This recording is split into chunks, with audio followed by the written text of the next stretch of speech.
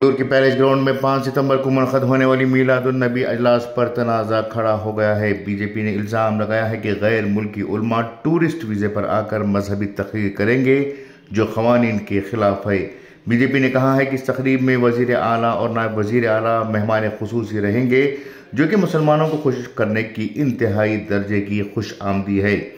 वज़ीर दाखिला डॉक्टर जी परमेश्वर ने वजाहत की है कि FRO के मुताबिक किसी गैर मुल्की को मजहबी तकरीर की इजाज़त नहीं है, इसलिए मुंतज़मीन को हिदायत दी गई है कि ऐसे किसी भी गैर मुल्की को खिताब करने ना दिया जाए।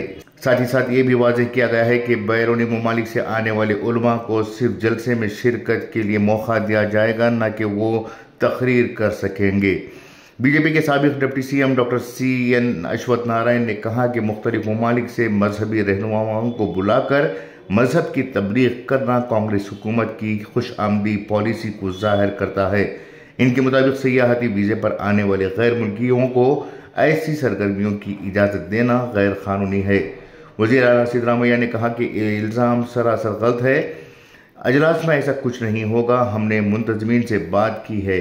नायब वज़ीर आला DK शिव कुमार ने भी कहा कि यह मामूल की मजहबी कॉन्फ्रेंस है, पहले भी बैनुल अक़वामी मुबल्लिगीन आकर तकरीर कर चुके हैं।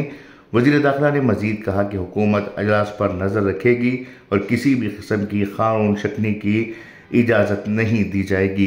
इस इजलास में बैरूनी ममालिक से उलमा व मुबल्लिगीन को बुलाकर जहाँ 1500वां मीलादुन्नबी सल्लल्लाहु अलैहि वसल्लम को तारीख़ी जलसा बनाने की तैयारी हो रही है, वहीं इस मीलाद को तनाज़ुर में घेरने के लिए बीजेपी और संघ परिवार की कोशिशें हो रही हैं।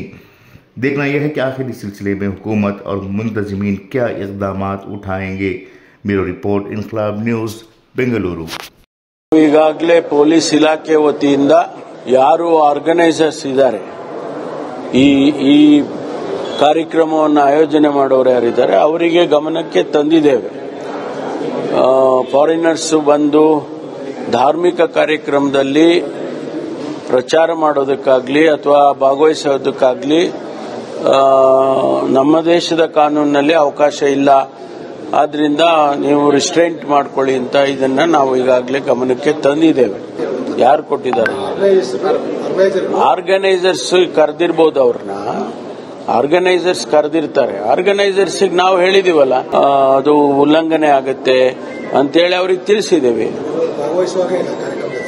ಅಲ್ಲ, ಅದನ್ನ ನಾವು ಹೇಳಿದೀವಿ. ಈಗ FRO ಅಂತ ನಮ್ಮಲ್ಲಿದೆ, ಅವರು ಮಾನಿಟರ್ ಮಾಡ್ತಾರೆ, ಅದನ್ನ ನಾವು ಅವ್ರಿಗೆ ತಿಳಿಸಿದ್ದೇವೆ.